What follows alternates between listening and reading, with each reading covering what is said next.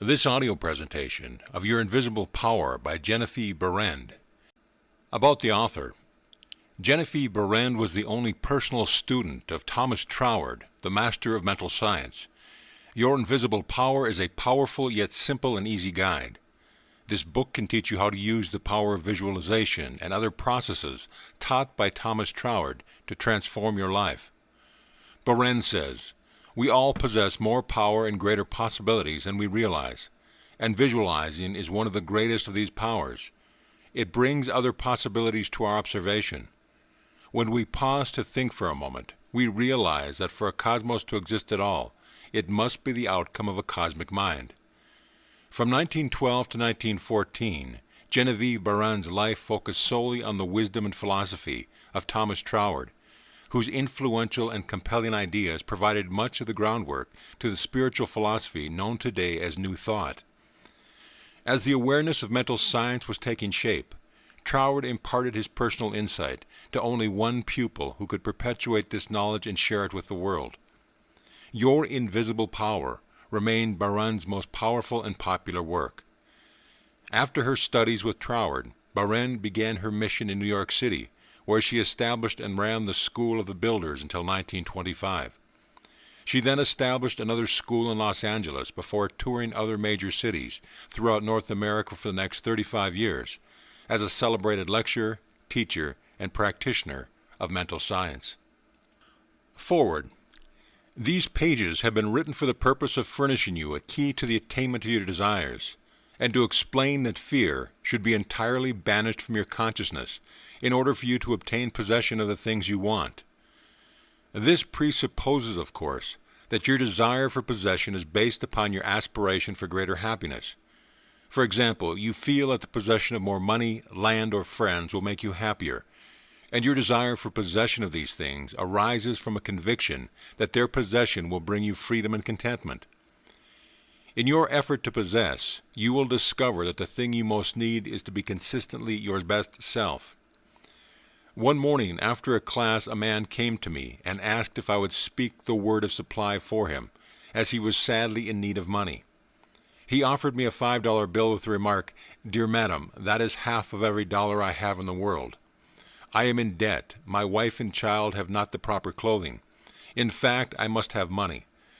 I explained to him that money was a symbol of differentiated substance, that this substance filled all space, but it was present for him at that very moment. It would manifest to him as the money he required. But, he questioned, it may come too late. I told him it could not come too late, as it was eternally present. He understood and got the uplift of my spoken word. I did not see the man again, but 6 months later I had a letter from him stating he was in New Orleans. He said, "I am well established here in my regular profession of photography. I own my own home, have an automobile of my own, and am generally prospering. And dear Miss Behrend, I want to thank you for lifting me out of the depths that day in New York." 3 days after I talked to you, a man who I have not yet seen for years met me on the street. When I explained my situation to him, he loaned me the money to pay my bills and come down here. The enclosed check is to help you continue your wonderful work of teaching people how to mentally reach out and receive their never-failing supply. I would not take anything for my understanding as you have given it to me. God bless you. A feeling that greater possessions, no matter of what kind they may be, will of themselves bring contentment or happiness is a misunderstanding. No person, place, or thing can give you happiness. They may give you cause for happiness and a feeling of contentment, but the joy of living comes from within. Therefore, it is here recommended that you should make the effort to obtain the things which you feel will bring you joy, provided that your desires are in accord with the joy of living. It is also desired in this volume to suggest the possibilities in store for all who make persistent effort to understand the law of visualization, and who make practical application of this knowledge on whatever plane they may be. The word effort, as here employed, is not intended to convey the idea of strain. All study and meditation should be without strain or tension. It has been my endeavor to show that by starting at the beginning of the creative action or mental picture, certain corresponding results are sure to follow. While the laws of the universe cannot be altered, they can be made to work under specific conditions, thereby producing results for individual advancements which cannot be obtained under the spontaneous working of the law provided by nature. However far these suggestions I have given of the possibilities in store for you, through visualizing, may carry you beyond your past experience, they nowhere break the continuity of the law of cause and effect. If through the suggestions here given, anyone is brought to realize that his mind is a center through and which all power there is in operation, simply waiting to be given direction in the one and only way through which it can take specific action, and this means reaction in concrete or physical form, then the mission to which this book is dedicated has been fulfilled. Try to remember that the picture you think, feel, and see is reflected into the universal mind, and by the natural law of reciprocal action must return to you in either spiritual or physical form. Knowledge of this law of reciprocal action between the individual and the universal mind opens to you free access to all you may wish to possess or to be. It must be steadfastly borne in mind that all this can be truly only for the individual who recognizes that he derives his power to make an abiding mental picture from the all-originating universal spirit of life, and can be used constructively only so long as it is employed and retained in harmony with the nature of the spirit which originated it. To ensure this, there must be no inversion of the thought of the individual regarding his relationship to this universal originating spirit, which is that of a son, through which the parent mind acts and reacts. Thus conditioned, whatever you think and feel yourself to be, the creative spirit of life is bound to faithfully reproduce in a corresponding reaction. This is the great reason for picturing yourself and your affairs the way you wish them to be as an existing fact, though invisible to the physical eye, and living in your picture. An honest endeavor to do this, always recognizing that your own mind is a projection of the originating spirit, will prove to you that the best there is yours in all your ways. Genevieve Behrend, Los Angeles, California, May 1929. Chapter 1. Order of Visualization. The exercise of the visualizing faculty keeps your mind in order and attracts to you the things you need to make life more enjoyable in an orderly way. If you train yourself in the practice of deliberately picturing your desire and carefully examining your picture, you will soon find that your thoughts and desires proceed in a more orderly procession than ever before. Having reached a state of ordered mentality, you are no longer in a constant state of mental hurry. Hurry is fear, and consequently destructive. In other words, when your understanding grasps the power to visualize your heart's desire and hold it with your will, it attracts to you all things requisite to the fulfillment of that picture by the harmonious vibrations of the law of attraction. You realize that since order is heaven's first law, and visualization places things in their natural order, that it must be a heavenly thing to visualize. Everyone visualizes, whether he knows it or not. Visualizing is the great secret of success. The conscious use of this great power attracts you to multiplied resources, intensifies your wisdom, and enables you to make use of advantages which you formerly failed to recognize. A lady once came to me for help in selling a piece of property. After I explained to her just how to make a mental picture of the sale, going through the details mentally, exactly as she would do it if the property were sold, she came a week later and told me how one day she was walking along the street, when the thought suddenly occurred to her to go and see a certain real estate dealer to whom she had been. She hesitated for a moment when she first got the idea, as it seemed to her that the man could not sell the property.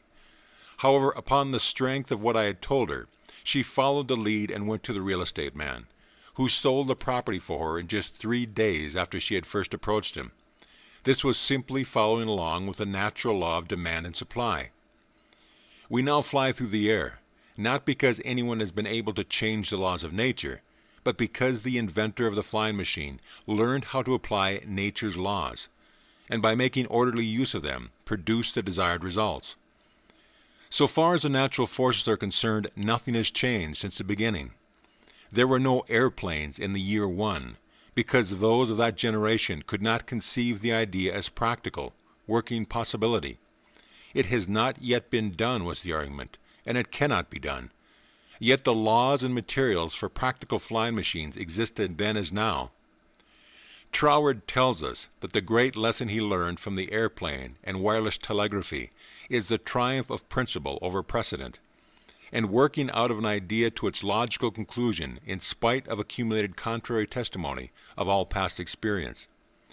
With such an example before you, you must realize that there are still greater secrets to be disclosed. Also, that you hold the key within yourself with which to unlock the secret chamber that contains your heart desire. All that is necessary in order that you may use this key and make your life exactly what you wish it to be is a careful inquiry into the unseen causes which stand back of every external and visible condition.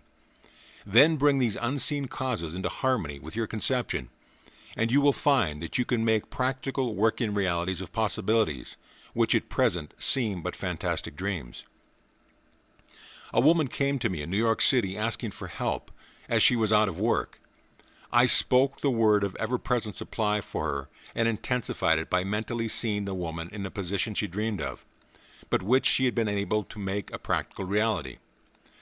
The same afternoon she telephoned and said she could hardly believe her senses, as she had just taken exactly the kind of position she wanted.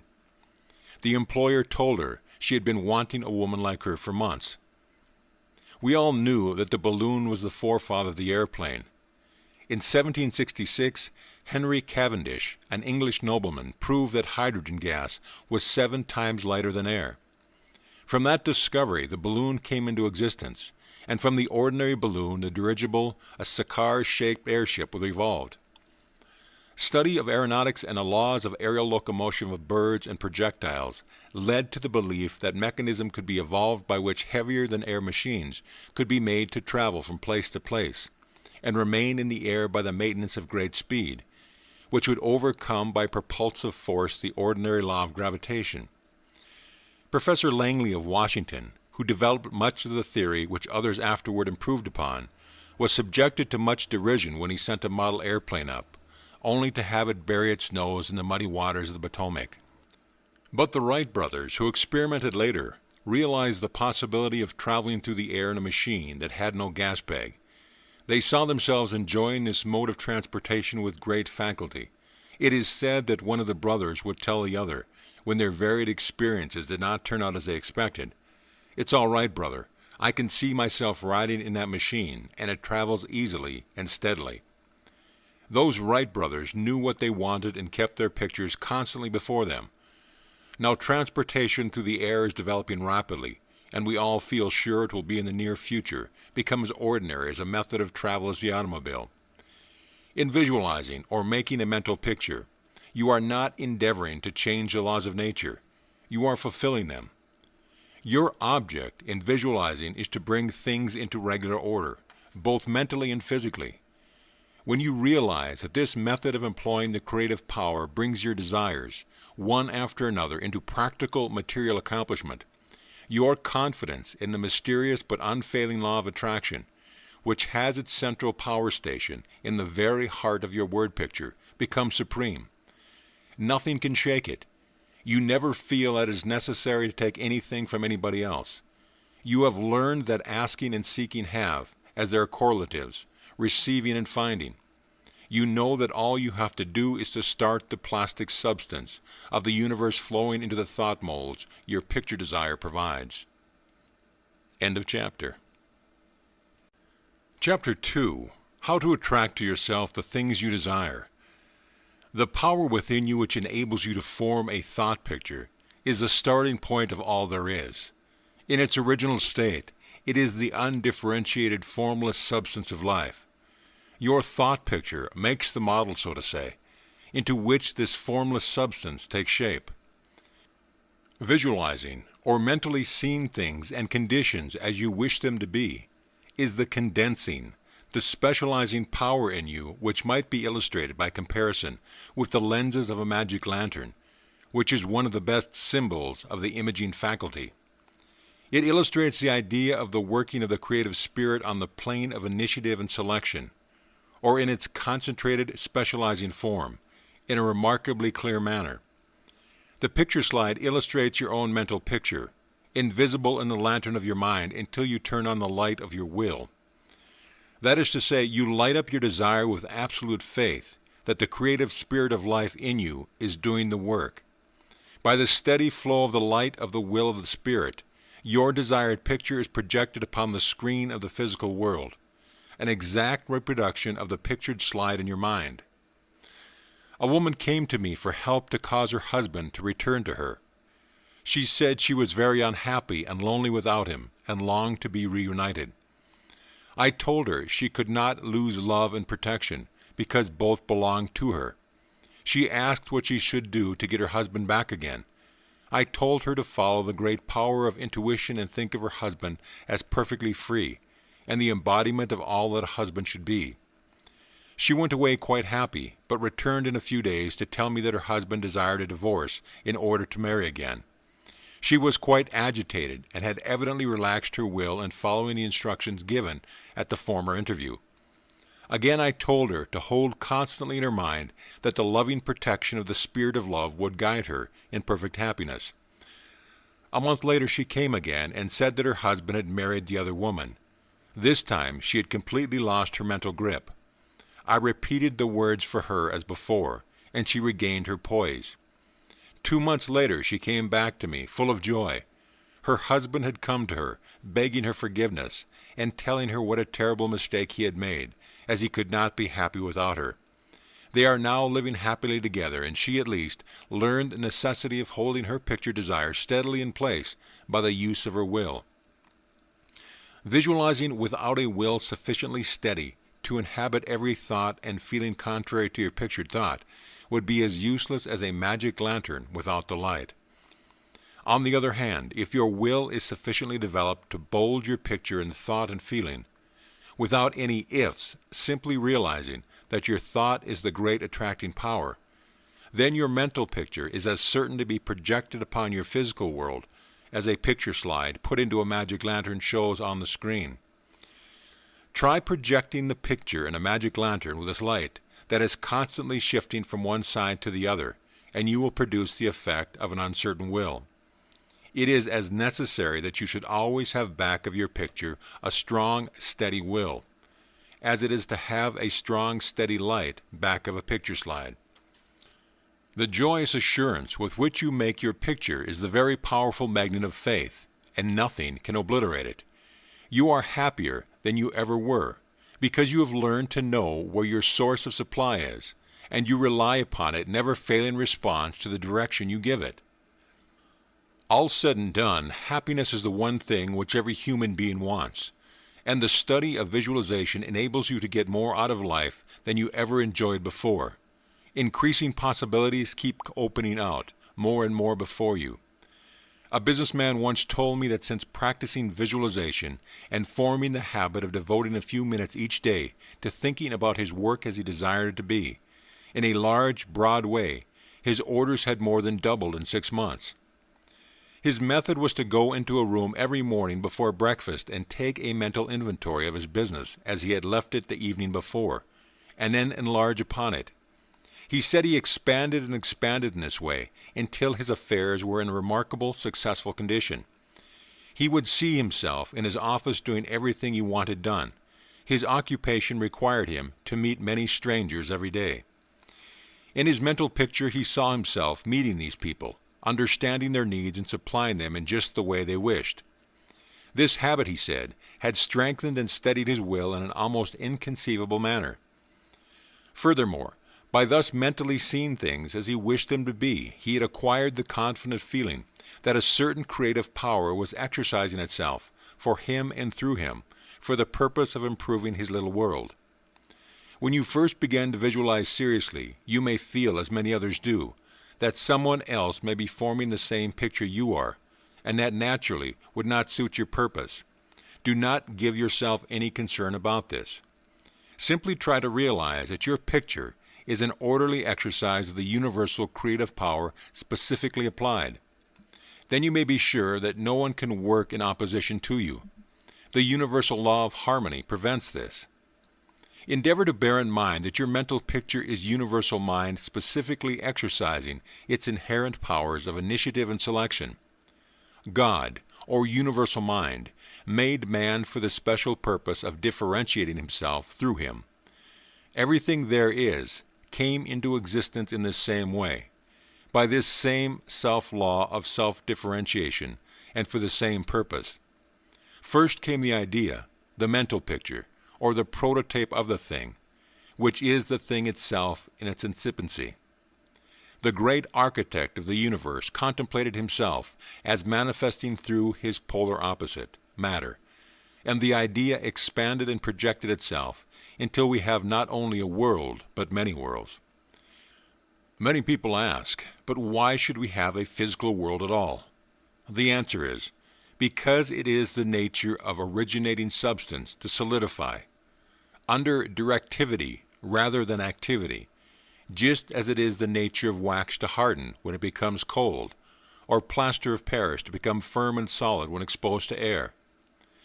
Your picture is the same divine substance in its original state, taking form through the individualized center of divine operation in your mind. And there is no power to prevent this combination of spiritual substance from being physical form. It is the nature of spirit to complete its work, and an idea is not complete until it has made for itself a vehicle. Nothing can prevent your picture from coming into concrete form except the same power which gave it birth, yourself. Suppose you wish to have a more orderly room. You look about your room, and the idea of order suggests boxes, closets, shelves, hooks, and so forth. The box, the closet, the hooks are all concrete ideas of order, because they are the vehicles through which order and harmony suggest themselves. End of chapter. Chapter 3. The relation between mental and physical form. Some persons feel that it is not quite proper to visualize for things. It's too material, they say. Why, material form is necessary for the self-recognition of spirit from the individual standpoint, and this is the means through which the creative process is carried forward. Therefore, far from matter being an illusion and something which ought not to be, matter is a necessary channel for the self-differentiation of spirit. However, it is not my desire to lead you into lengthy and tiresome scientific reasoning in order to remove the mystery from visualization and to put it upon a logical foundation. Naturally, each individual will do this in his own way. My only wish is to point out to you the easiest way I know, which is the road on which Troward guides me. I feel sure you will conclude, as I have, that the only mystery in connection with visualizing is the mystery of life taking form, governed by unchangeable and easily understood laws. We all possess more power and greater possibilities than we realize, and visualizing is one of the greatest of these powers. It brings other possibilities to our observation. When we pause to think for a moment, we realize that for a cosmos to exist at all, it must be the outcome of a cosmic mind, which binds all individual minds to a certain generic unity of action, thereby producing all things as realities and nothing as illusion. If you will take this thought of Troward's and meditate upon it without prejudice, you will surely realize that concrete material form is an absolute necessity of the creative process. Also that matter is not an illusion, but a necessary channel through which life differentiates itself. If you consider matter in its right order, as the polar opposite to spirit, you will not find any antagonism between them. On the contrary, together they constitute one harmonious whole. And when you realize this, you feel in your practice of visualization that you are working from cause to effect, from beginning to end. In reality, your mental picture is the specialized outworking of the originating spirit. One could talk for hours on purely scientific lines showing, as Troward says, that raw material for the formation of the solar system is universally distributed throughout all space. Yet investigation shows that while the heavens are studded with millions of suns, there are spaces which show no signs of cosmic activity. This being true, there must be something which started cosmic activity in certain places, while passing over others in which the raw material was equally available. At first thought, one might attribute development of cosmic energy to the etheric particles themselves. Upon investigation, however, we find that this is mathematically impossible in a medium which is equally distributed throughout space, for all its particles are in equilibrium. Therefore, no one particle possesses in itself a greater power of originating motion than any other. Thus we find that the initial movement, though working in and through the particles of primary substance, is not the particles themselves. It is this something we mean when we speak of spirit.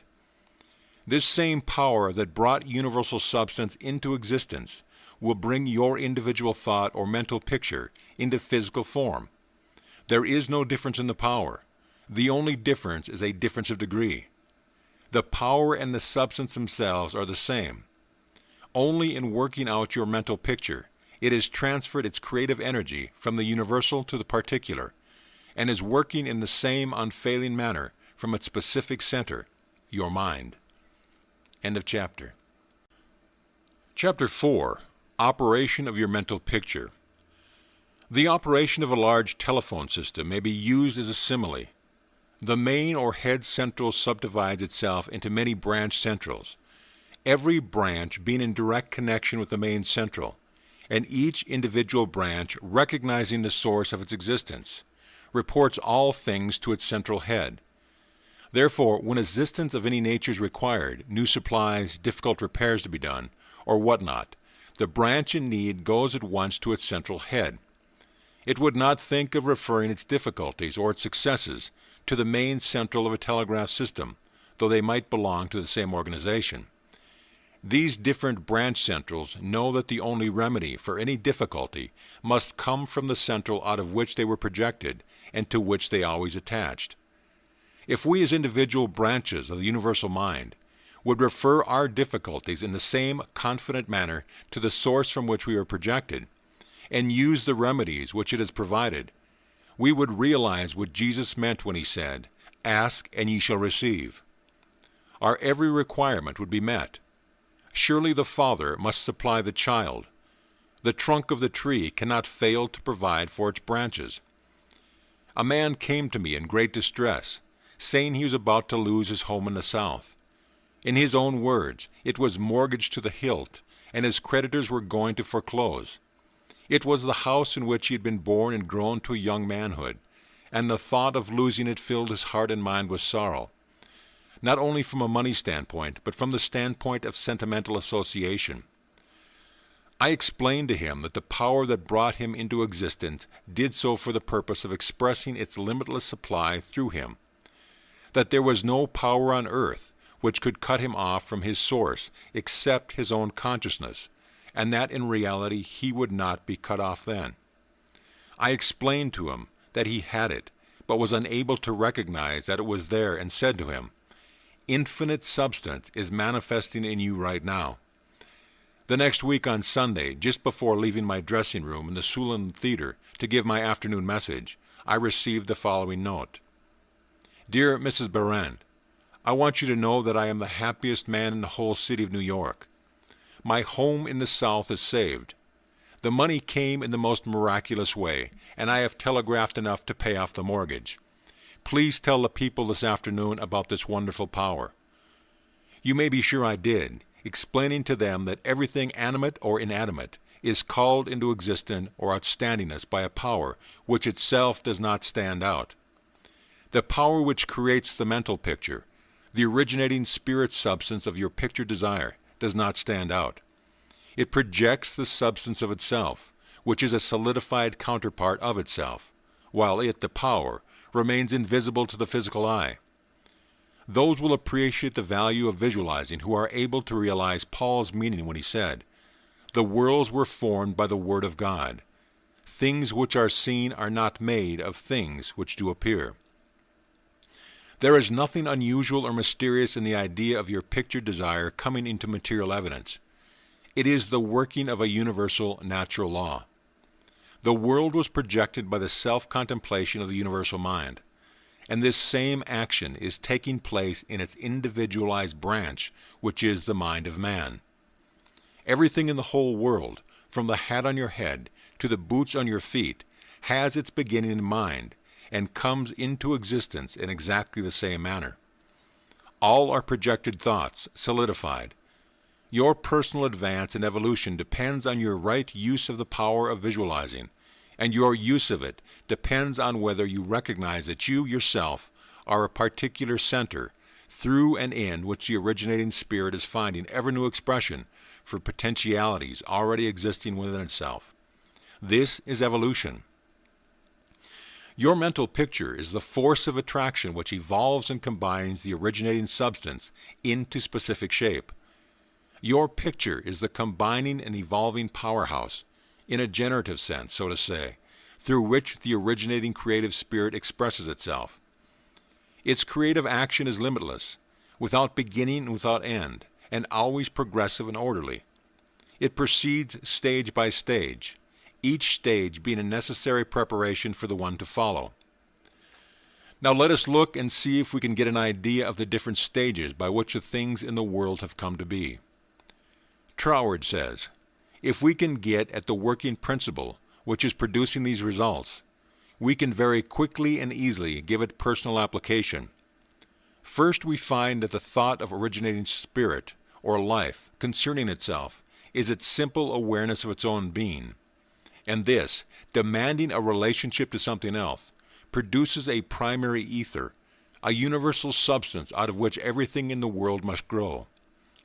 Troward also tells us that though this awareness of being is a necessary foundation for any further possibilities, it is not much to talk about.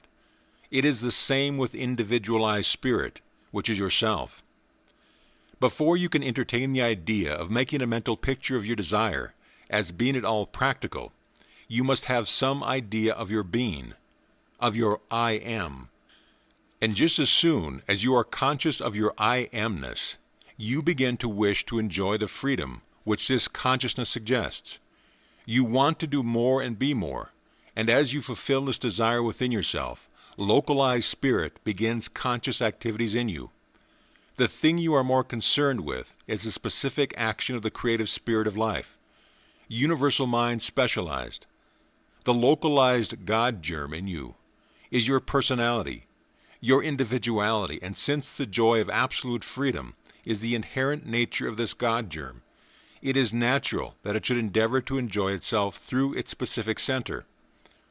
And as you grow in the comprehension that your being, your individuality, is God particularizing himself, you naturally develop divine tendencies. You want to enjoy life and liberty. You want freedom in your affairs as well as in your consciousness, and it is natural that you should. With this progressive wish, there is always a faint thought picture.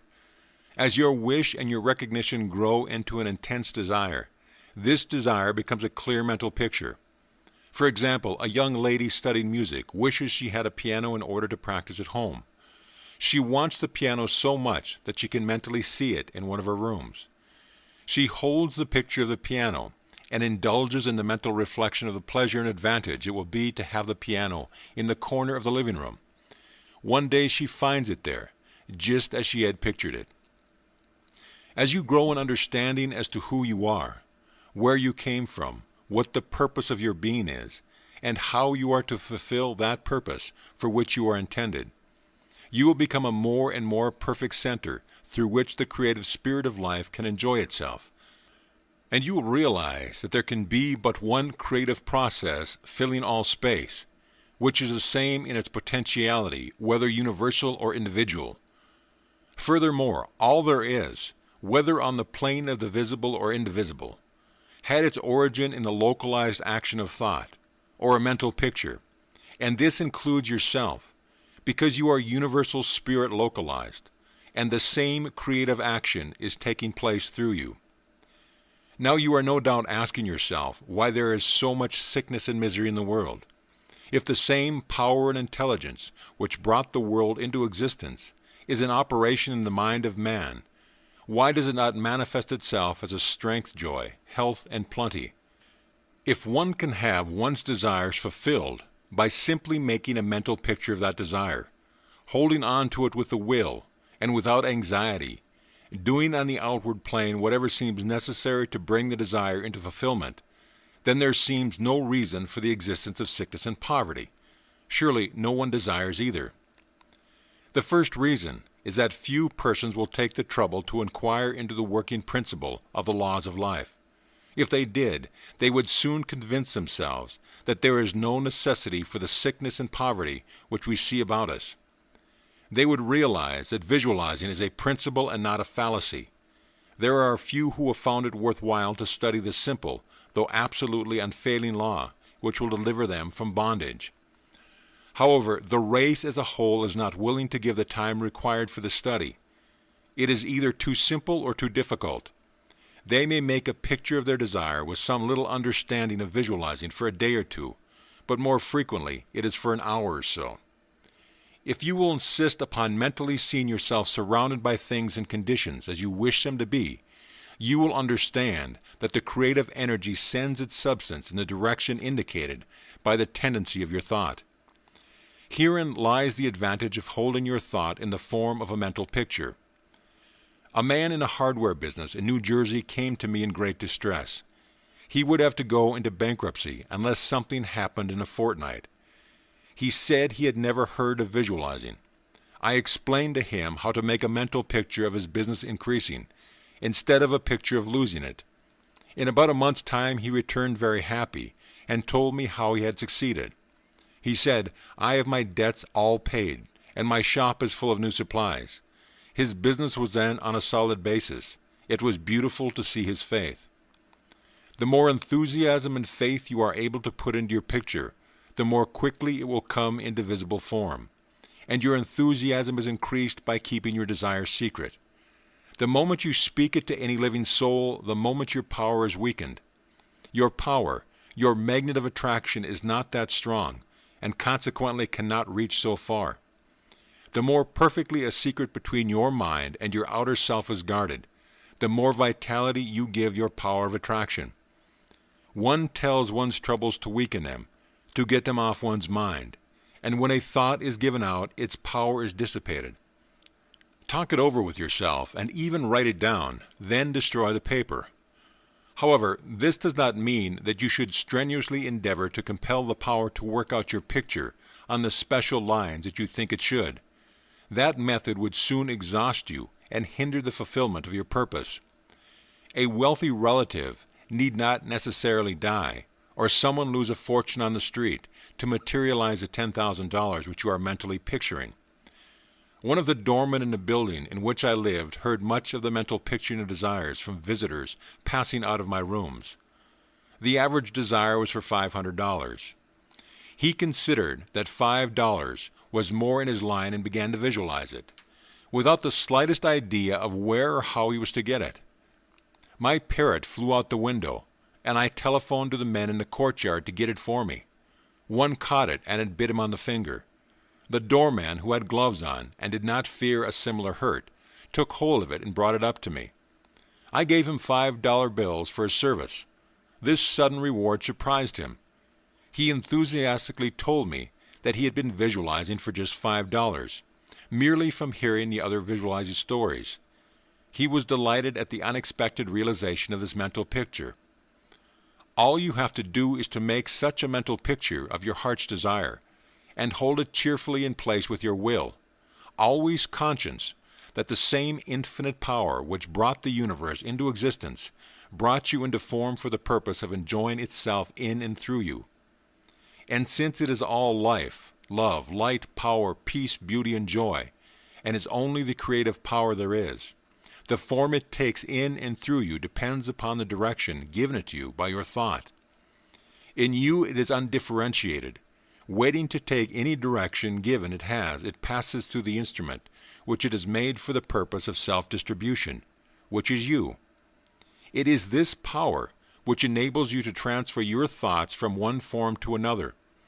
The power to change your mind is the individualized universal power taking the initiative, giving direction to the uninformed substance contained in every thought. It is the simplest thing in the world to give this highly sensitive substance any form you will, through visualizing.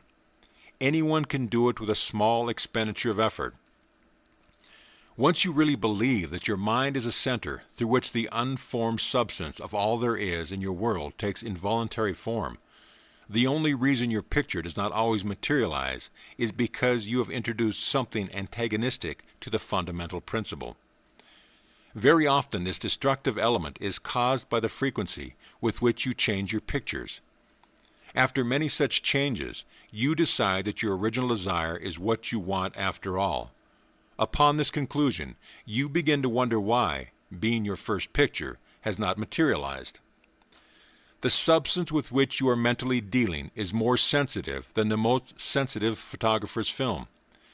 If while taking a picture, you suddenly remembered you had already taken a picture on the same plate, you would not expect a perfect result of each picture. On the other hand, you may have taken 2 pictures on the same plate unconsciously. When the plate has been developed and the picture comes into physical view, you do not condemn the principle of photography, nor are you puzzled to understand why your picture has turned out so unsatisfactorily. You do not feel that it is impossible for you to obtain a good, clear picture of the subject in question. You know that you can do so by simply starting at the beginning, putting in a new plate, and determining to be more careful while taking your next picture. If these lines are followed out, you are sure of a satisfactory result. If you will proceed in the same manner with your mental picture, doing your part in a corresponding confident frame of mind, the result will be just as perfect. The laws of visualizing are as infallible as the laws governing photography. In fact, photography is the outcome of visualizing. Again, your results in visualizing the fulfillment of your desires may be imperfect, and your desires delayed through the misuse of this power, owing to the thought that the fullness of your desire is contingent upon certain persons or conditions. The originating principle is not in any way dependent upon any person, place, or thing. It has no past and knows no future. The law is that the originating creative principle of life is the universal here and the everlasting now. It creates its own vehicles through which to operate. Therefore, past experience has no bearing upon your present picture. So do not try to obtain your desire through a channel which may not be natural for it, even though it may seem reasonable to you. Your feeling should be that the thing or the consciousness which you so much desire is normal and natural, a part of yourself, a form of your evolution. If you can do this, there is no power to prevent you enjoying the fulfillment of the picture you have in mind, or any other you may create. End of chapter. Chapter 5. Expressions from Beginners. Hundreds of persons have realized that visualizing is an Aladdin's lamp to him with a mighty will. General Foch says that his feelings were so outraged during the Franco-Prussian War in 1870 that he visualized himself leading a French army against the Germans to victory. He said he made his picture, smoked his pipe, and waited. This is one result of visualizing with which we are all familiar. A famous actress wrote a long article in one of the leading Sunday papers last Sunday, describing how she rid herself of excessive avoidopus by seeing her figure constantly as she wished it to be. A very interesting letter came to me from a doctor's wife while I was lecturing in New York. She began with the hope that I would never discontinue my lectures on visualization, which were helping humanity to realize the wonderful fact that they possessed the means of liberation within themselves. Relating her own experience, she said that she was born on the east side of New York in the poorest quarter. From earliest girlhood, she had cherished a dream of marrying a physician someday. This dream gradually formed a stationary mental picture. The first position she obtained was in the capacity of a maid in the physician's family. Leaving this place, she entered the family of another doctor. The wife of her employer died, and the doctor married her, the result of long-pictured yearning. After that, both she and her husband conceived the idea of owning a fruit farm in the South. They formed a mental picture of the idea and put their faith in its eventful fulfillment. The letter she sent me came from her fruit farm in the South. Her second mental picture had seen the light of materialization. Many letters of similar nature come to me every day. The following is the case that was printed in the New York Herald last May. Atlantic City, May 5th. She was an old woman, and when she was on arraignment before Judge Clarence Goldberg in the police court today, she was so weak and tired she could hardly stand. The judge asked the court attendant what she was charged with. "Stealing a bottle of milk, Your Honor," repeated the officer. "She took it from the doorstep of a downtown cottage before daybreak this morning." "Why did you do that?" Judge Goldberg asked her. "I was hungry," said the old lady. "Well, you are not very wealthy now, but you are no longer poor. I've been searching for you for months. I've got $500 belonging to you from the estate of a relative. I am the executor of the estate." Judge Goldenberg paid the woman's fine out of his own pocket and then escorted her into his office, where he turned her legacy over to her and sent a policeman out to find her a lodging place. I learned later that this little woman had been desiring and mentally picturing $500, while all the time ignorant of how it could possibly come to her. But she kept her vision and strengthened it with her faith. In an issue of Good Housekeeping, there was an article by Adding Bruce entitled "Stiffening Your Mental Backbone." It is very instructive and would benefit anyone to read it. He says in part, "Form the habit of devoting a few moments every day to thinking about your work in a large, broad, imaginative way, as a vital necessity to yourself and a useful service to society." James J. Hill, the great railroad magnate, before he started building his road from coast to coast, said that he took hundreds of trips all along the line before there was a rail laid. It is said that he would sit for hours with a map of the United States before him and mentally travel from coast to coast, just as we do now over his fulfilled mental picture. It would be possible to call your attention to hundreds of similar cases. The method of picturing to yourself what you desire is both simple and enjoyable, if you once understand the principle back of it well enough to believe it. Over and above everything else, be sure of what it is you really want. Then specialize your desire along the lines given in the following chapter. End of chapter. Chapter 6. Suggestions for making your mental picture. Perhaps you want to feel that you've lived to some purpose. You want to be content and happy. You feel that good health and a successful business would give you contentment. After you've decided once and for all that this is what you want, you proceed to picture yourself healthy and your business just as great a success as you can naturally conceive it growing into. The best time for making your definite pictures are just before breakfast and again before retiring at night. As it is necessary to give yourself plenty of time, it may be necessary to rise earlier than you usually do. Go into a room where you will not be disturbed. Meditate for a few moments upon the practical working of the law of visualizing and ask yourself, how did the things about me first come into existence? How can I get more quickly in touch with my invisible supply?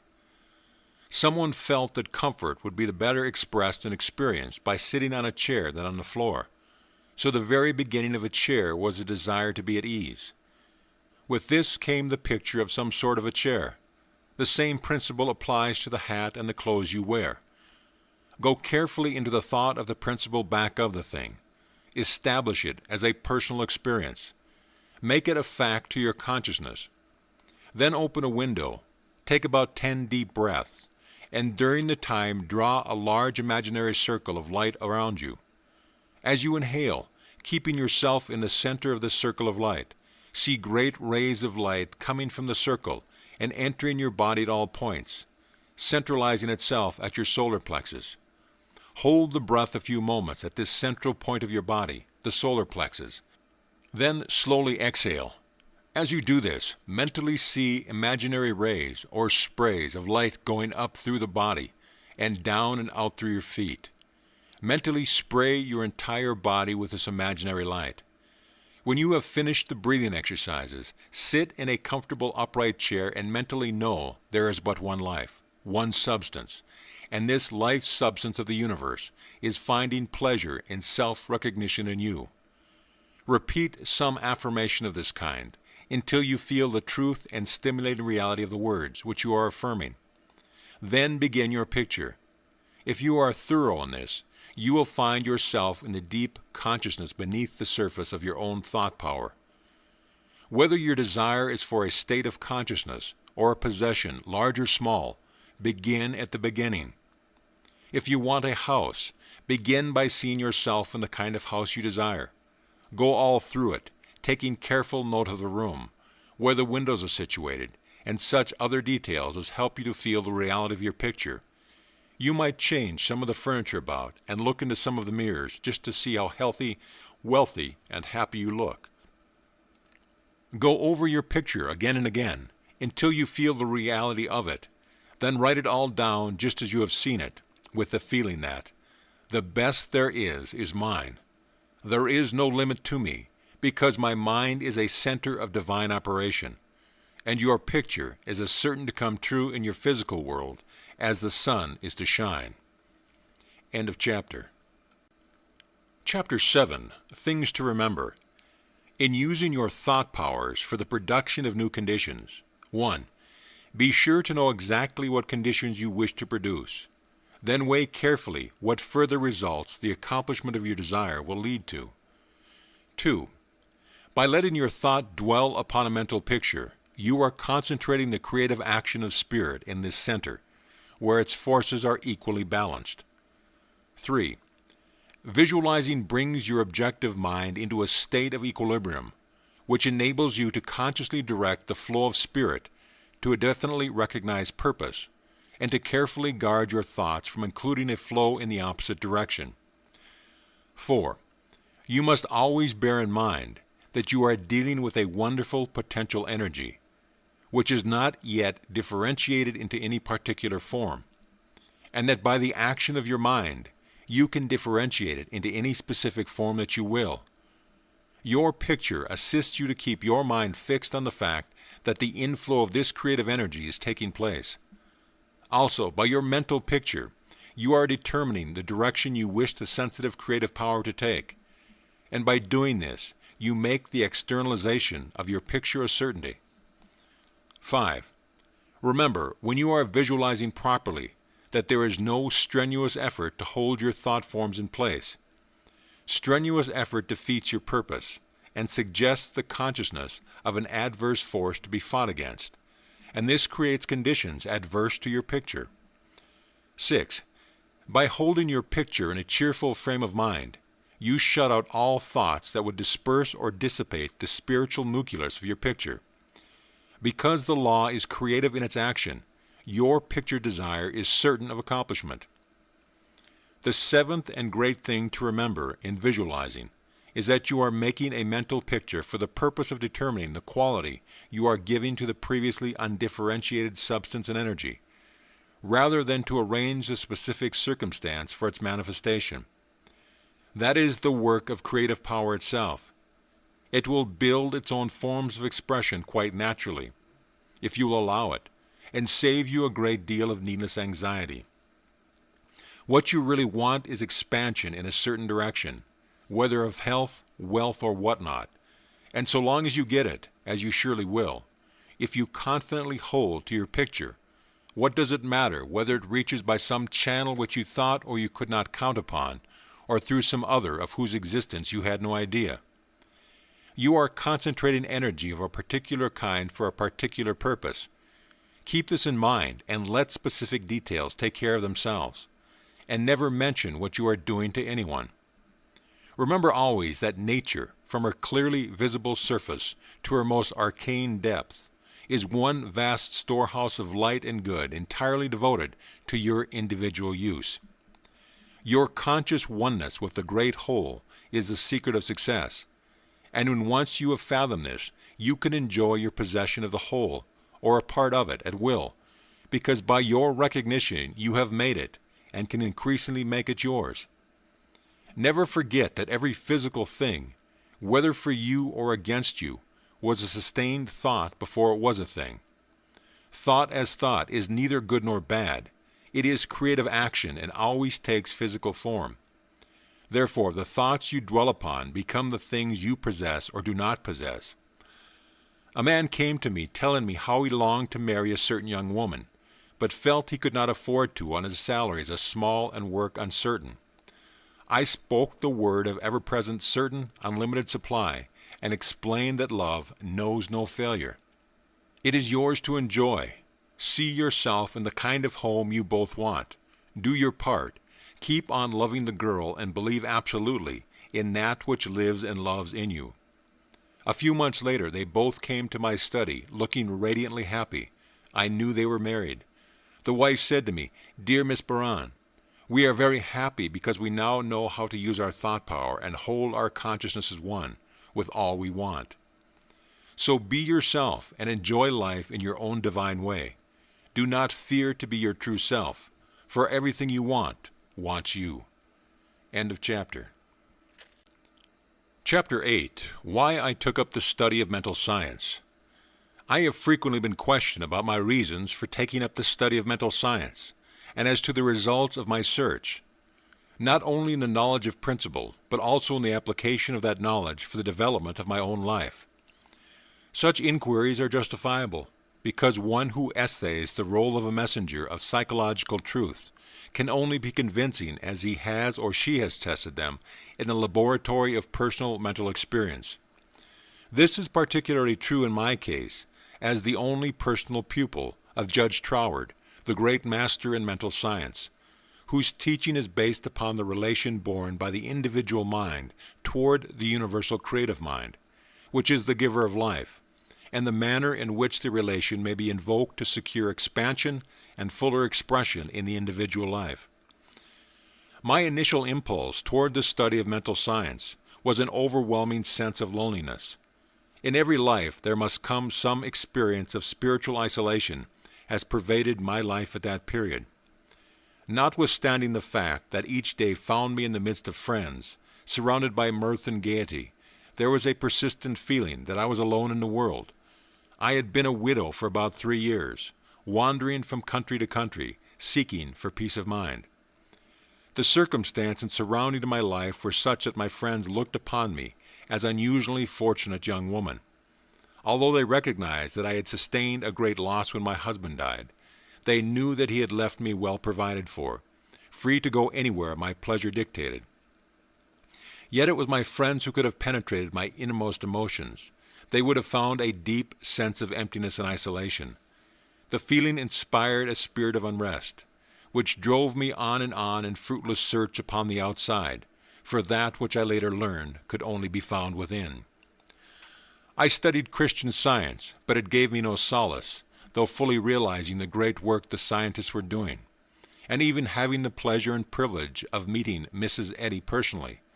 But it was impossible for me to accept the fundamental teachings of Christian Science and make practical application for it. When about to abandon the search for contentment and resign myself to resume a life of apparent amusement, a friend invited me to visit the great seer and teacher, Abdu'l-Baha. After my interview with the most wonderful of men, my search for contentment began to take a change.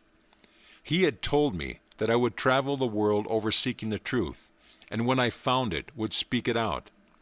The fulfillment of the statement of this great seer then seemed to be impossible, but it carried a measure of encouragement, and at least indicated that my former seeking had been in the wrong direction. I began in a feeble grouping way to find contentment within myself, for had he not intimated that I should find the truth? That was the big thing, and about the only thing I remember of our interview. A few days later, upon visiting the office of the New Thought practitioner, my attention was attracted to a book on his table entitled The Edinburgh Lectures on Mental Science by T. Troward. It interested me to see that Troward was a retired divisional judge from the Punjab, India. I purchased the book, thinking I would read it through the evening. Many have endeavored to do the same thing, only to find, as I did, that the book must be studied in order to be understood, and hundreds have decided, just as I did, to give it their undivided attention. After finding this treasure book, I went to the country for days, and while there studied the volume as thoroughly as I could. It seemed extremely difficult, and I decided to purchase another book of Troward's, in the hope that its study might not require so much effort. Upon inquiry, I was told that a subsequent volume, the Door Lectures, was much the simpler and better of the two books. When I procured it, I found that it must also be studied. It took me weeks and months to get even a vague conception of the meaning of the first chapter of Door, which is entitled Entering into the Spirit of It. I mean by this that it took me months to enter into the spirit of what I was reading. But in the meantime, a paragraph from page 26 arrested my attention as seeming the greatest thing I had ever read. I memorized it and endeavored with all my soul to enter into the spirit of Troward's words. The paragraph reads, "My mind is a center of divine operation. The divine operation is always for expansion and fuller expression, and this means the production of something beyond what has gone before, something entirely new, not included in the past experience, though proceeding out of it by an orderly sequence of growth. Therefore, since the divine cannot change its inherent nature, it must operate in the same manner with me, consequently, in my own special world, of which I am the center. It will move forward to produce new conditions, always in advance of anything that has gone before."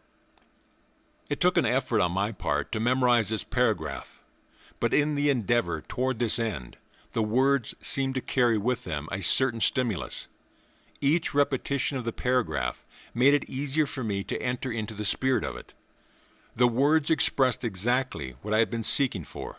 My one desire was for peace of mind.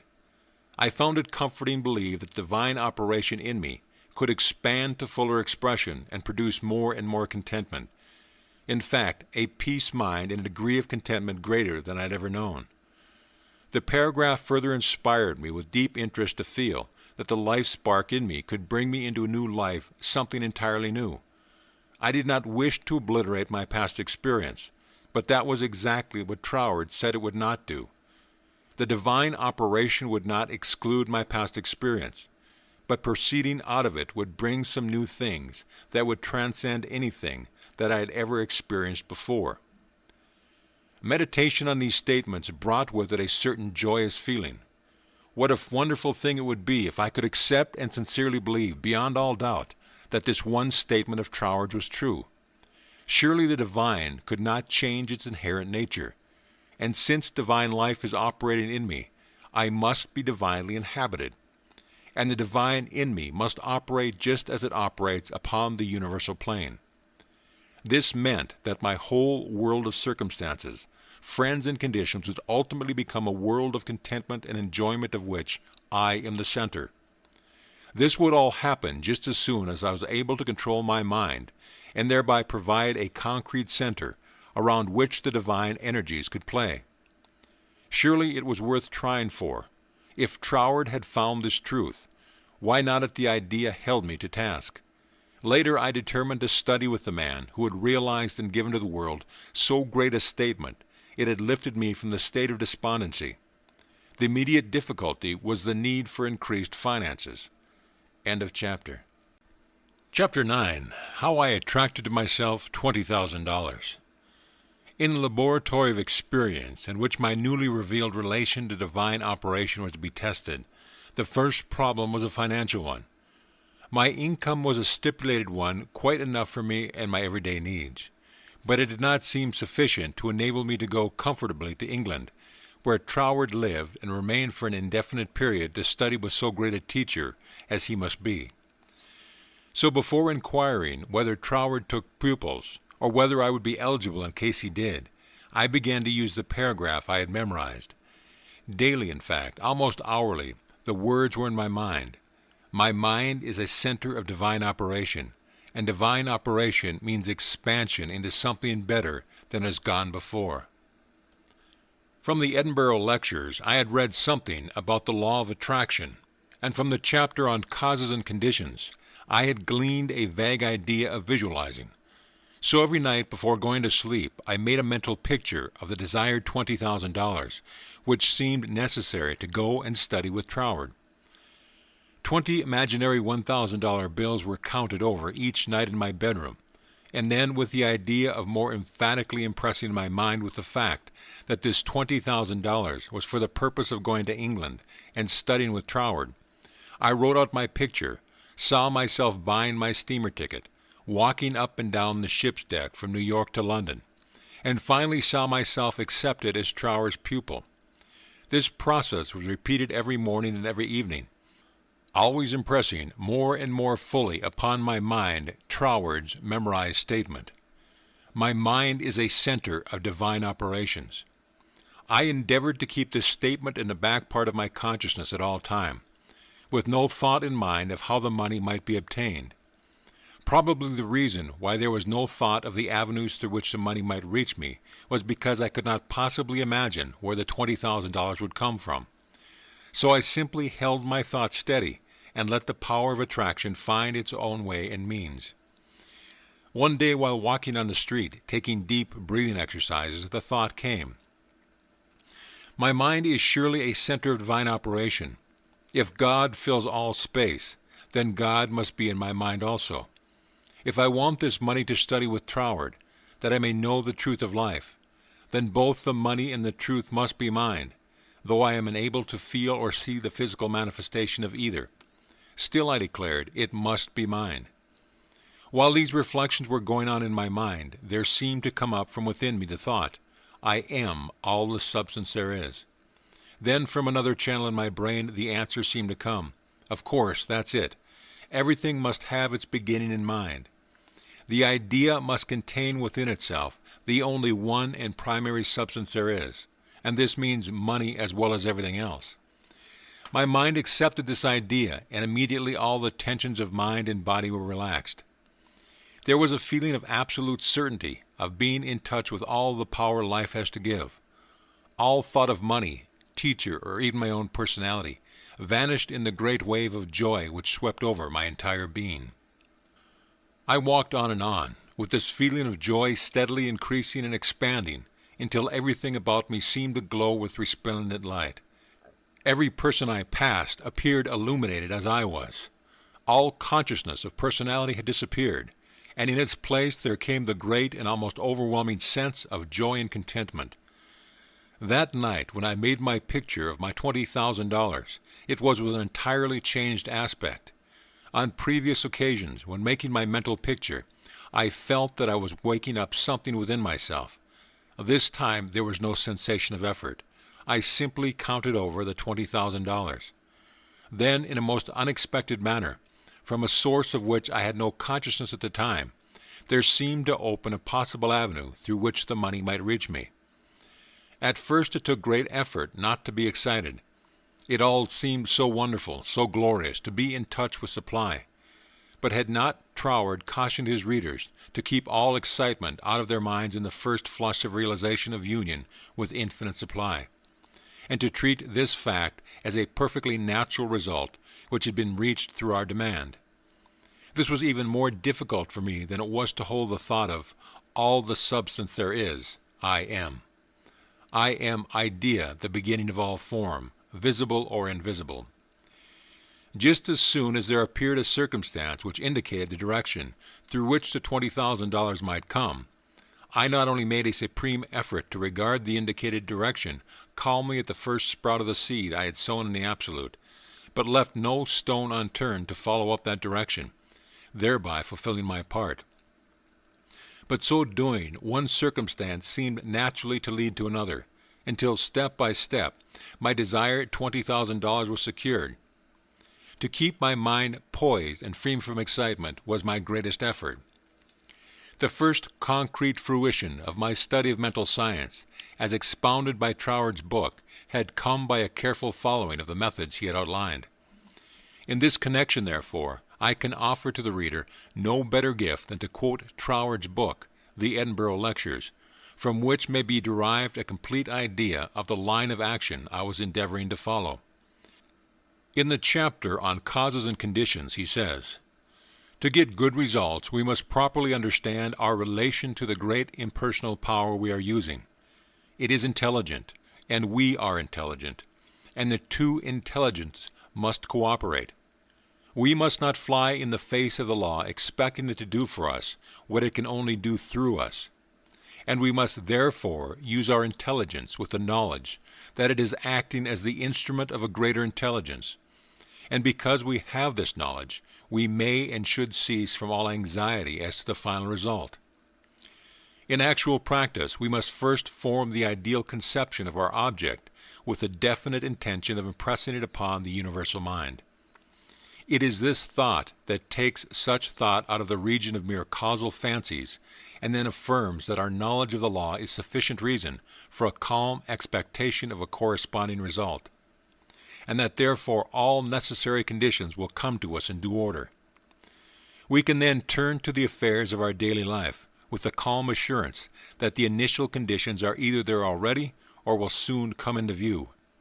If we do not at once see them, let us rest content with the knowledge that the spiritual prototype is already in existence, and wait till circumstance pointing in a desired direction begins to shop itself. It may be a very small circumstance, but it is the direction and not the magnitude which is to be taken into consideration. As soon as we see it, we should regard it as first sprouting of the seed sown in the absolute, and do calmly and without excitement whatever the circumstance seemed to require.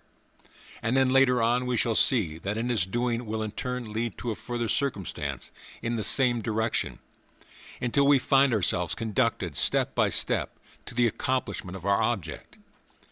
In this way the understanding of the great principle of the law of supply will, by repeated experiences, deliver us more and more completely out of the region of anxious thought and toilsome labor, and bring us into a new world, where the useful employment of all powers, whether mental or physical, will only be an unfolding of our individuality upon the lines of its own nature, and therefore a perpetual source of health and happiness, a sufficient inducement, surely, to the careful study of the laws governing the relation between the individual and the universal mind.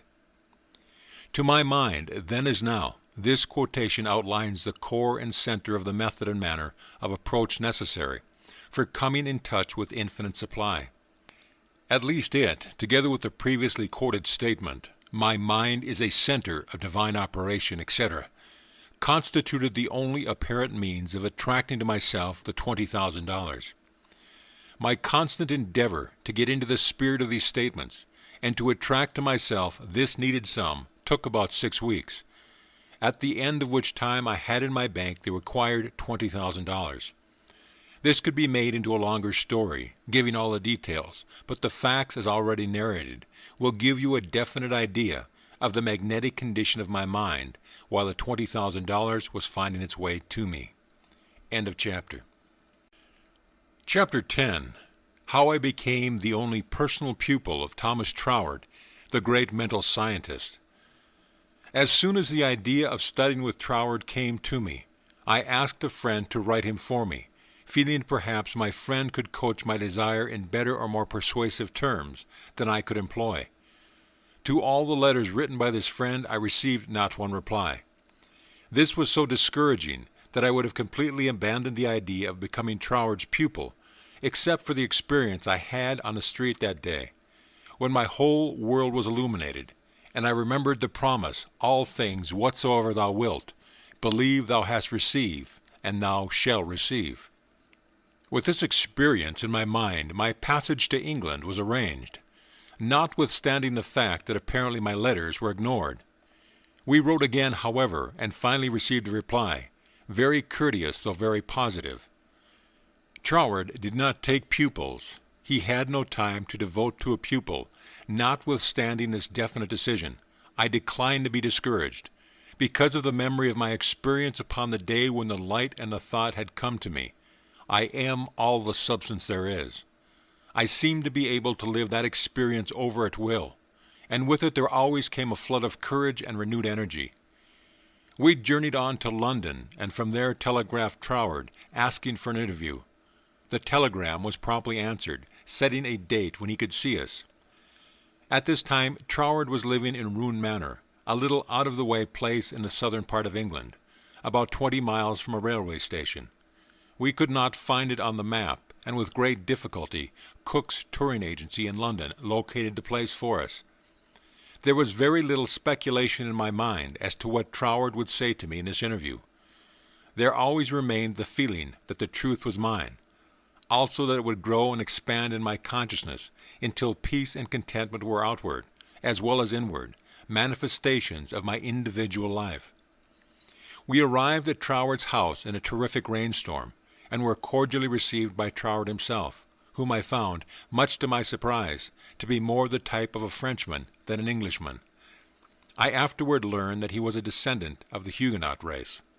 A man of medium stature, with a rather large head, big nose, and eyes that fairly danced with merriment.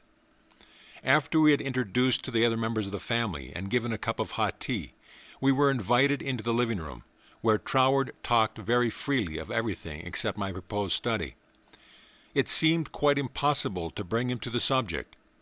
Just before we were leaving, however, I asked quite boldly, "Will you not reconsider your decision to take a personal pupil?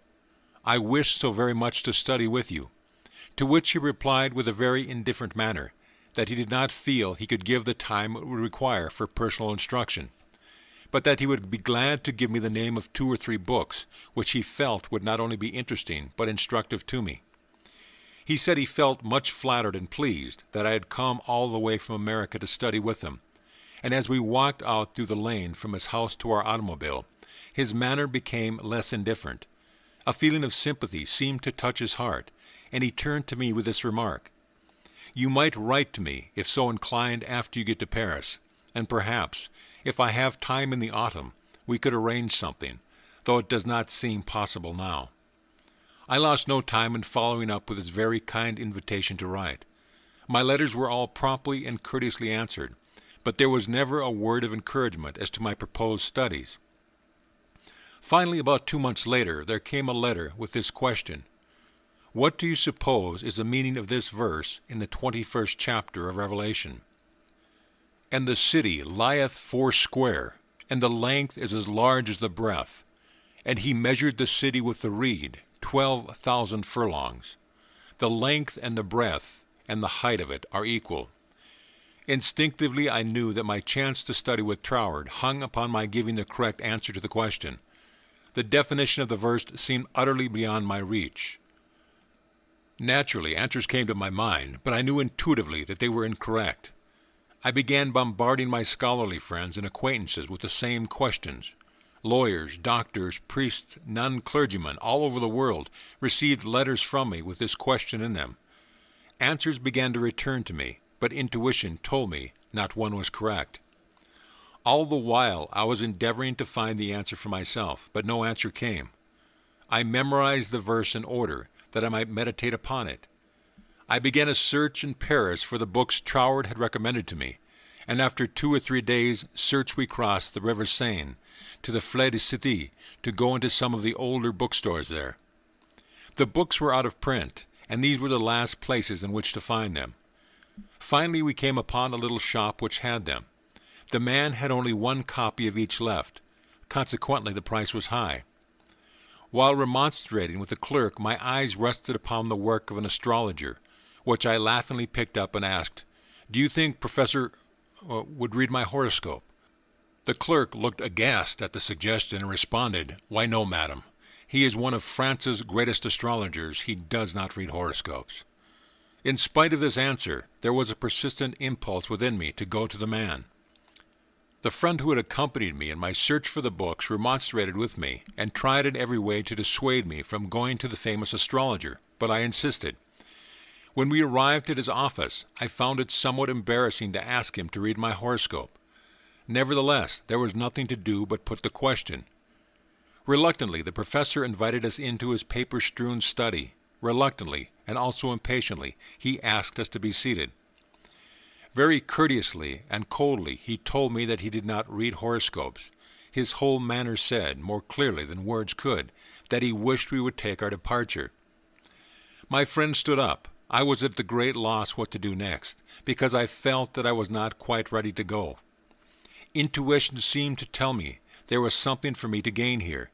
Just what it was I was unable to define. So I paused a moment, much to my friend's displeasure and embarrassment, when one of the professor's enormous Persian cats jumped onto my lap. "Get down, Jack," the professor shouted. "What does it mean?"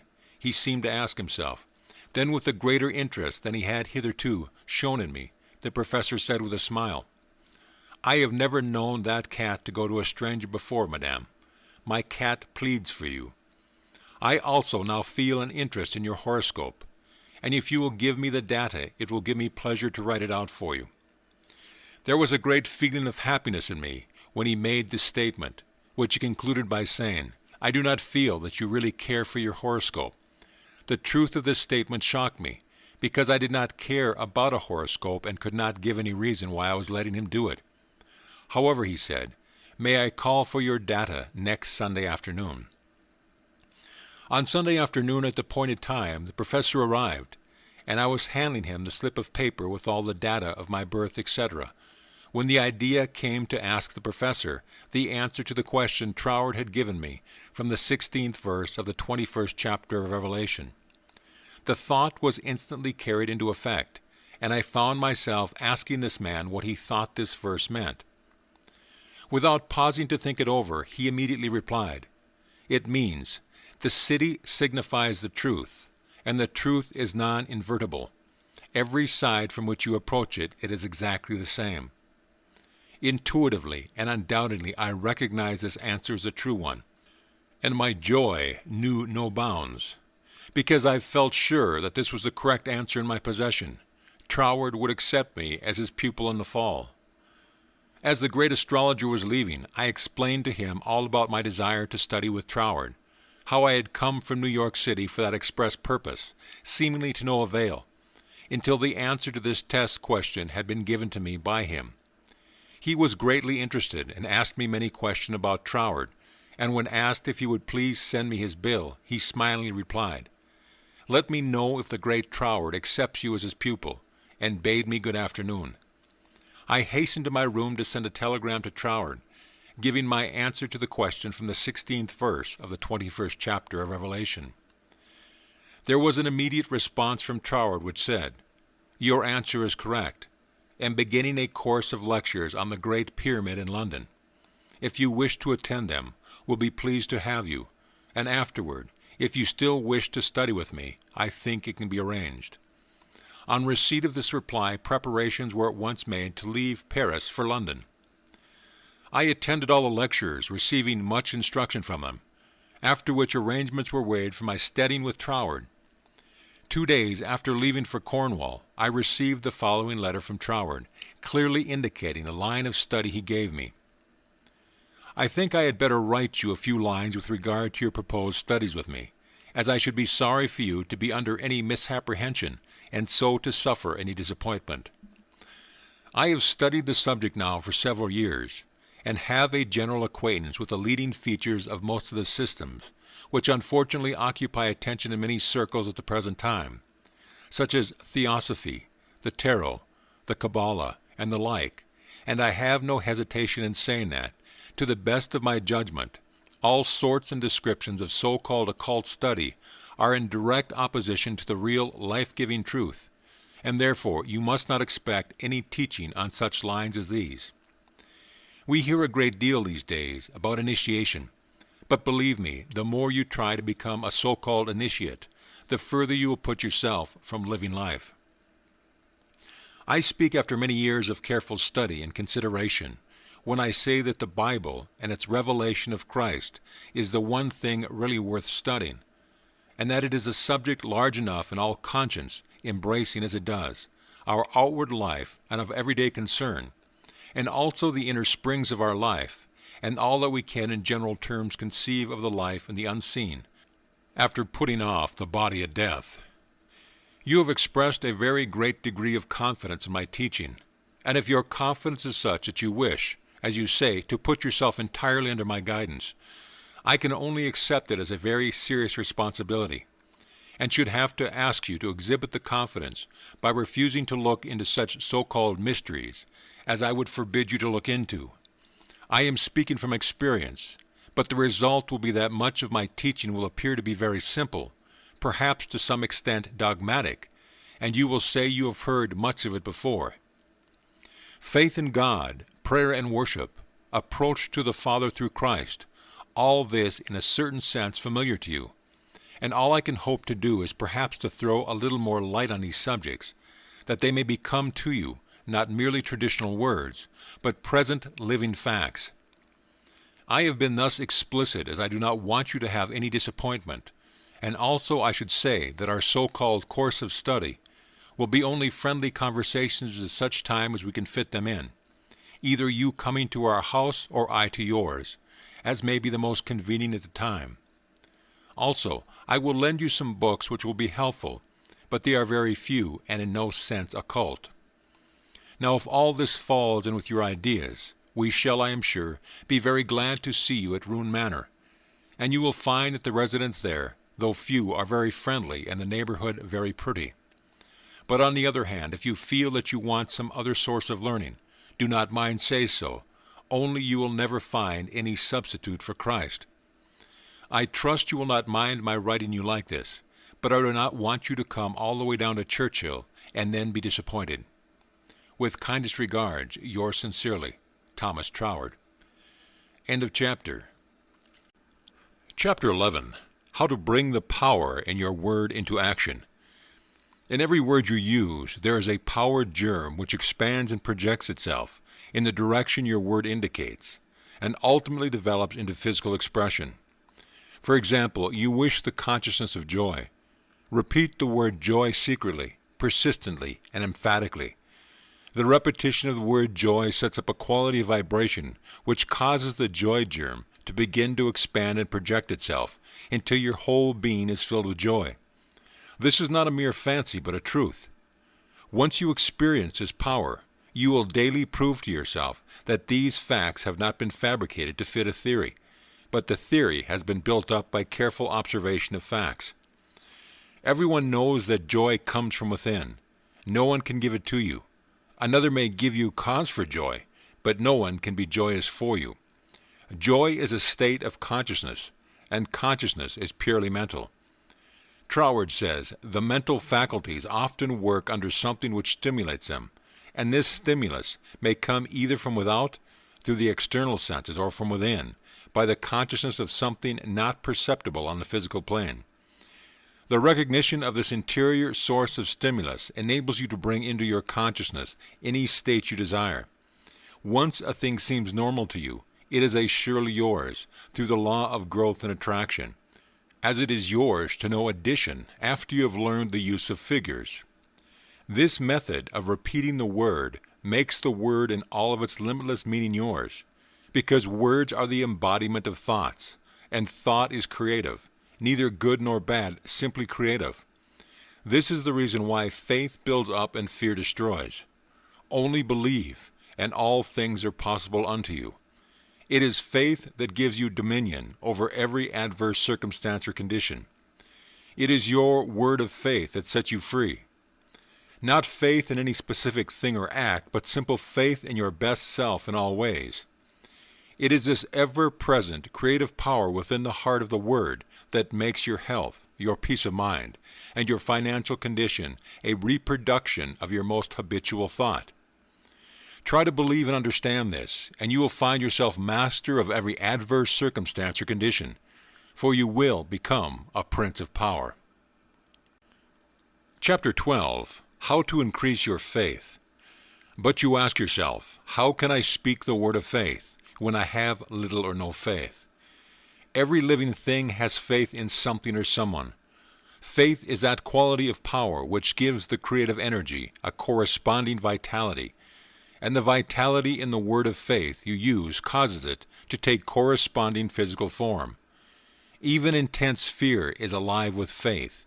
You fear smallpox because you believe it possible for you to contract it. You fear poverty and loneliness because you believe them possible for you. It is the faith which understands that every creation had its birth in the womb of thought words that gives you dominion over all things, your lesser self included, and this feeling of faith is increased and intensified through observing what it does. Your constant observation should be on your state of consciousness when you did, not when you hoped you might, but feared it was too good to be true. How did you feel that time when you simply had to bring yourself into a better frame of mind and did, or you had to have a certain thing and got it? Live these experiences over again and again, mentally, until you feel real in touch with the self which knows and does, and then the best there is yours. End of chapter. Chapter 13. The Reward of Increased Faith. Your desire to be your best has expanded your faith into the faith of the universe, which knows no failure. and has brought you into conscious realization that you are not a victim of the universe, but a part of it. Consequently, you are able to recognize that there is that within yourself which is able to make conscious contact with the universal law, and enables you to press all the particular laws of nature, whether visible or invisible, into serving your particular demand or desire. Thereby you find yourself master, not a slave of any situation. Troward tells us that this mastering is to be accomplished by knowledge, and the only knowledge which will afford this purpose in all its measurable immensity is the knowledge of the personal element in universal spirit, and its reciprocity to our own personality. In other words, the words you think, the personality you feel yourself to be, are all reproductions in miniature of God, or specialized universal spirit. All your word thoughts were God word forms before they were yours. The words you use are the instruments, channels, through which the creative energy takes form. Naturally, this sensitive creative power can only reproduce in accordance with the instrument through which it passes. All disappointments and failures are the result of endeavoring to think one thing and produce another. This is just as impossible as it would be for an electric fan to be used for lighting purposes, or for water to flow through a crooked pipe in a straight line. The water must take the shape of the pipe through which it flows. Even more truly, this sensitive, invisible substance must reproduce outwardly the shape of the thought word through which it passes. This is the law of its nature, therefore it logically follows, as a man thinketh, so is he. Hence, when your thoughts or word form is in correspondence with the eternal constructive and forward movement of the universal law, then your mind is the mirror in which the infinite power and intelligence of the universe sees itself reproduced, and your individual life becomes one of harmony. End of chapter. Chapter 14. How to make nature respond to you. It should be steadily borne in mind that there is an intelligence and power in all nature and all space, which is always creative and infinitely sensitive and responsive. The responsiveness of its nature is twofold. It is creative and amenable to suggestion. Once the human understanding grasps this all-important fact, it realizes the simplicity with which the law of life supplies your every demand. All that is necessary is to realize that your mind is a center of divine operation, and consequently contains that within itself which accepts suggestion, and expect all life to respond to your call. Then you will find suggestions which tend to be the fulfillment of your desire coming to you, not only from your fellow men, but also from the flowers, the grass, the trees, and the rocks, which will enable you to fulfill your heart's desire, if you act upon them in confidence on this physical plane.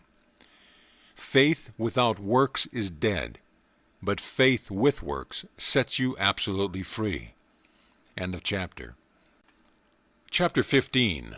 Faith with Works, What It Has Accomplished. It is said of Tyson, the great Australian millionaire, that the suggestion to make the desert land of Australia blossom as the rose came to him from a modest little Australian violet while he was working as a bushman for something like 3 shillings a day. He used to find these friendly little violets growing in certain places in the woods, and something in the flower touched something akin to itself in the mind of Tyson. He would sit on the side of his bunk at night and wonder how flowers and vegetable life could be given an opportunity to express themselves in the desert land of Australia. No doubt he realized that it would take a long time to save money to put irrigating ditches in the desert lands. But his thought and feeling assured him it could be accomplished, and if it could be done, he could do it. If there was a power within himself which was able to capture the idea, then there must be a responsive power within the idea itself, which could bring itself into a practical physical manifestation. He resolutely put aside all questions as to the specific ways and means which would be employed in bringing his desire into physical manifestation, and simply kept his thoughts centered upon the idea of making fences and seeing flowers and grass where none existed at the time.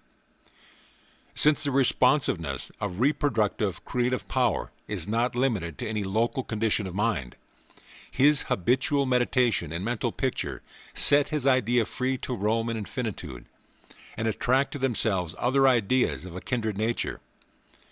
Therefore, it was not necessary for Tyson to wait until he had saved from his 3 shillings a day enough money to irrigate the land, to see his ideas and desires fulfilled.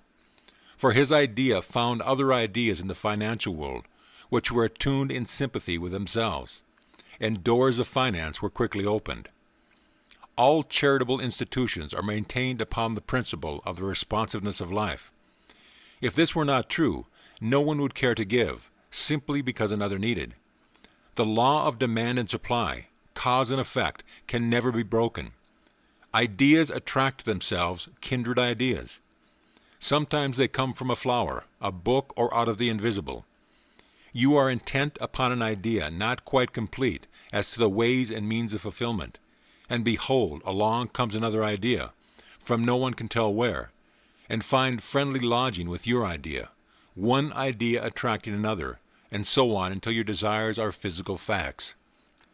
You may feel the necessity for improvement in your finances, and wonder how this increase is to be brought about, when there seems suddenly to come from within the idea itself, the realization that everything, even money, had its birth in thought, and your thought turned their course. You simply hold to the statement or affirmation that the best, and all there is yours. Since you are able to capture ideas from the infinite through the instrument of your intuition, you let your mind rest upon that thought, knowing full well that this very thought will respond to itself. Your inhibition of all doubts and anxiety enables the reassuring ideas to establish themselves and attract to them I can and I will ideas, which gradually grow into the physical form of the desire in your mind. In the conscious use of the universal power to reproduce your desire in physical form, 3 facts should be borne in mind. First, all space is filled with a creative power. Second, this creative power is amenable to suggestion. Third, it can only work by deductive methods. As Troward tells us, this last is an exceedingly important point, for it implies that the action of the ever-present creative power is in no way limited by precedent. It works according to the essence of the spirit of the principle. In other words, this universal power takes its creative direction from the word you give it. Once man realizes this great truth, the character with which this sensitive, reproductive power is invested becomes the most important of all his consideration. It is the unvarying law of creative life principle, that as a man thinketh in his heart, so is he. If you realize the truth that the creative power can be to you only what you feel and think it to be, it is willing and able to meet your demands. Troward says, if you think your thought is powerful, your thought is powerful. As a man thinketh in his heart, so is he, is the law of life, and the creative power can no more change this law than any ordinary mirror can reflect back to you a different image than the object you hold before it.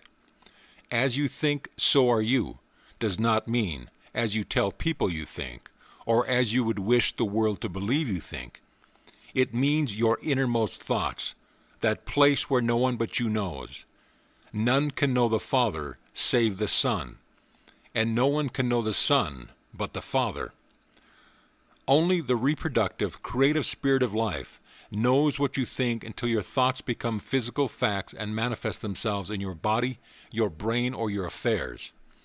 Then everyone with whom you come in contact may know, because the Father, the intelligent creative energy, which heareth in secret your most secret thoughts, rewards you openly, reproduces your thoughts in physical form. As you think, that is what you become, should be kept in the background of your mind constantly. This is watching and praying without ceasing, and when you are not feeling quite up to par physically, pray. End of chapter. Chapter 16. Suggestions as to how to pray or ask, believing you have already received. Scientific thinking, positive thought, and suggestions for practical application. Try, through careful, positive, enthusiastic, though not strenuous thought, to realize that the indescribable, invisible substance of life fills all space, and that its nature is intelligent, undifferentiated substance. 5 o'clock in the morning is the best time to go into this sort of meditation.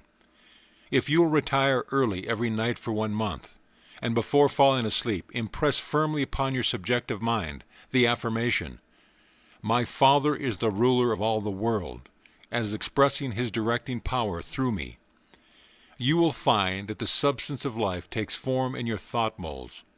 Do not accept the above suggestion simply because it is given to you. Think it over carefully until the impression is made upon your own subconscious mind understandably. Rise every morning, as we have suggested before, at 5 o'clock. Sit in a quiet room in a straight-back chair, and think out the affirmation of the previous evening, and you will realize and be able to put into practice your princely power with the realization, to some extent at least, that your mind really is a center through which all creative energy and power there is taking form. Scientific prayer, the principle underlying scientific prayer. In prayer for a change in condition, physical, mental, or financial for yourself or another, bear in mind that the fundamental necessity for the answer to prayer is the understanding of the scientific statement. Ask, believing you have already received, and you shall receive. This is not as difficult as it appears on the surface once you realize that everything has its origin in the mind, and that which you seek outwardly you already possess. No one can think a thought in the future. Your thought of a thing constitutes its origin. Therefore, the thought form of the thing is already yours as soon as you think it. Your steady recognition of this thought possession causes the thought to concentrate, to condense, to project itself, and to assume physical form. To get rich through creation. The recognition or conception of new sources of wealth is the loftiest aspiration you can take into your heart, for it assumes and implies the furtherance of all noble aims. Items to be remembered about prayer for yourself and another. Remember, that which you call treatment or prayer is not, in any sense, hypnosis. It should never be your endeavor to take possession of the mind of another. Remember that it should never be your intention to make yourself believe that which you know to be untrue. You are simply thinking into God or first cause with the understanding that, if a thing is true at all, there is a way in which it is true throughout the universe. Remember that the power of thought works by absolutely scientific principles. These principles are expressed in the language of the statement, "As a man thinketh in his heart, so is he." This statement contains a world of wisdom, but man's steady recognition and careful application of the statement itself is required to bring it into practical use. Remember that the principles involved in being as we think in our heart are elucidated and revealed by the law. As you sow, so shall you reap. Remember that your freedom to choose just what you will think, just what thought possession you will affirm and claim, constitutes God's gift to you. It shows how First Cause has endowed every man with the power and ability to bring into his personal environment whatever he chooses. Cause and effect in reference to getting. If you plant an acorn, you get an oak. If you sow a grain of corn, you reap a stalk of many kernels of corn. You always get the manifestation of that which you consciously or unconsciously affirm and claim, habitually declare and expect, or in other words, as you sow. Therefore, sow the seeds of I am, I ought to do, I can do, I will do. Realize that because you are, you ought to do. That because you ought to, you can do. That because you can do, you do. The manifestation of this truth, even in a small degree, gives you the undisputable understanding that dominion is your charter right. You are an heir of First Cause, endowed with all the power He has. God has given you everything. All is yours. And you know that you have to do is reach out your mental hand and take it. This formula may serve as a pattern to shape your own prayer or affirmation into God for the benefit of another or yourself. If for another you speak the Christian name of the person you wish to help, then dismiss their personality entirely from your consciousness. Intensify your thought by meditating upon the fact that there is that in you which finds a way, which is the truth and is the life. You are affirming this fact, believing that since you are thinking this, it is already yours. Having lifted up your feeling to the central idea of this meditation, you examine your own consciousness and see if there is aught which is unlike God. If there is any feeling of fear, worry, malice, envy, hatred, or jealousy, turn back into your meditation to cleanse your thought.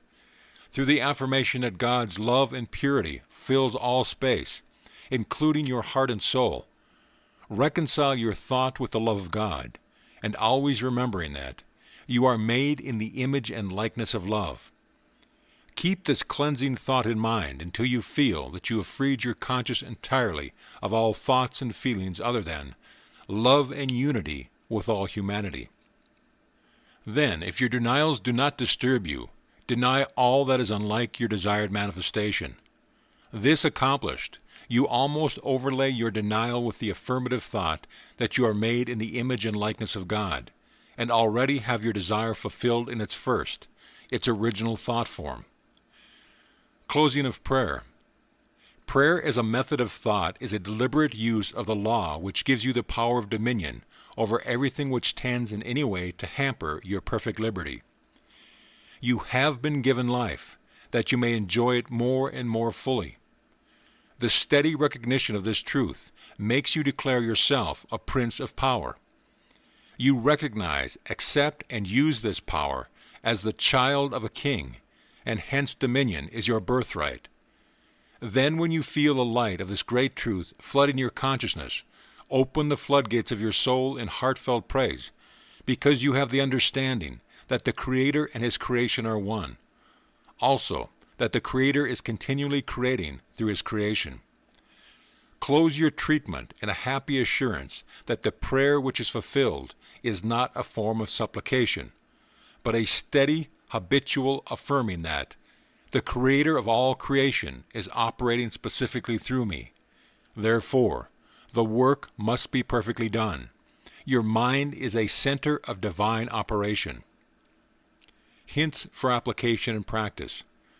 For every 5 minutes given to reading and study of the theories of mental science, spend 15 minutes in the use of application of the knowledge acquired. Spend 1 minute in every 24 hours to conscientiously thinking over the specifications that must be observed in order to have your prayers answered. 2.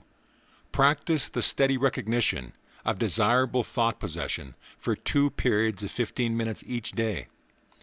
Not only time yourself each period to see how long you can keep a given conception before your mental vision, but also keep a written record of the vividness with which you experience your mental image. Remember that your mental senses are just as varied and trainable as your physical ones. Spend 5 minutes every day between 12 noon and 1 o'clock with a mental research for new sources of wealth. End of chapter. Chapter 17, Things to Remember. That the greatest mental scientist the world has ever known, Jesus Christ, said all things are possible unto you. Also, the things I do, you can do. Did he tell the truth? Jesus did not claim to be more divine than you are. He declared the whole human race children of God. By birth he was no exception to the rule. The power he possessed was developed through his personal effort. He said you could do the same if you would only believe in yourself. A great idea is valueless unless accompanied by physical action. God gives the idea. Man works it out upon the physical plane. All that is really worthwhile is contentment. Self-command alone can produce it. The soul and body are one.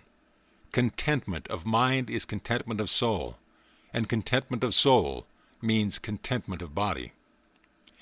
If you wish health, watch your thoughts, not only of your physical being, but your thought about everything and everybody. With your will, keep them in line with your desire, and outwardly act in accordance with your thoughts. And you will soon realize that all power, both over thoughts and conditions, has been given to you. You believe in God. Believe in yourself as the physical instrument through which God operates. Absolute dominion is yours when you have sufficient self-mastery to conquer the negative tendency of thoughts and actions. Ask yourself daily, what is the purpose of the power which put me here? How can I work with the purpose for life and liberty in me? After having decided these questions, endeavor hourly to fulfill them. You are a law unto yourself. If you have a tendency to overdo anything, eat, drink, or blame circumstances for your misfortune, conquer that tendency with the inward conviction that all power is yours. Eat less, drink less, blame circumstance less, and the best there is will gradually grow into a place where the worst seem to be. Always remember that all is yours to use as you will. You can if you will. If you will, you do. God the Father blesses you with all He has to give. Make good, godly use of it.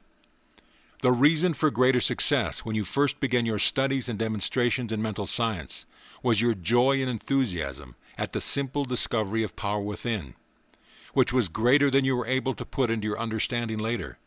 With increased understanding comes increasing joy and enthusiasm, and the results will correspond. End of chapter. End of book. This audio presentation of Your Invisible Power by Genevieve Behrend